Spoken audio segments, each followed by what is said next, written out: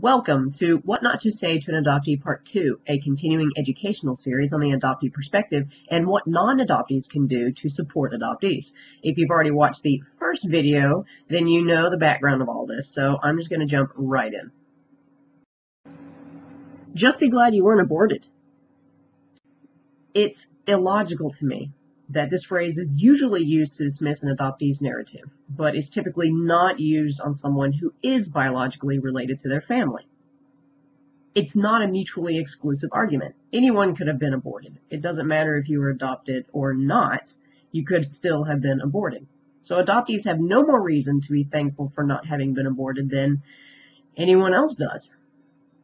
And it's just a silly argument. I just got in this big fight with my mom. Well, you should just be glad you weren't aborted. What? Do you ever wonder who your real family is? Okay, I covered a little bit of this topic in the last video, but it comes up in various forms and it comes up quite often, so I wanted to go ahead and touch on it again in this video. Adoptees are the only people who should be deciding what people have what roles in their lives. And the real questions unfairly force adoptees to place a greater emphasis on some roles or people over others. Adoptees have two real families. We have the family that created us and we have the family that raised us. And just because we may have a better relationship with one or the other or both or neither doesn't mean that either one of those or neither of them is less real.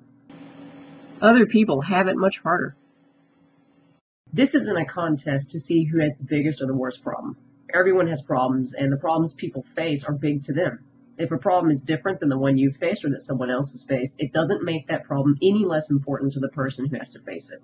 No one goes through life without facing some kind of hurt, and it's incredibly dismissive to shoot down an adoptee in this manner. How do you know you aren't related? This tidbit came from an adoptee who married another adoptee, and this person was asked this question, and the answer to the question is, we don't. All drama aside, we really don't. If you are a victim of closed adoption, you don't know who your biological family is, and in a lot of cases, it doesn't matter how old you are, you're not going to be able to have access to that. That's one of the reasons DNA databases have grown so popular. Even if you use another option like a search angel or an exploitive service that makes you pay to try to find your family, there's still no guarantee you're going to be able to find your biological family members. And then it can get a little scary, like if writing runs in your family and you're attracted to other people that write, and your biological mom and dad like to write and you like to write and your brother likes to write. You see where I'm going with that?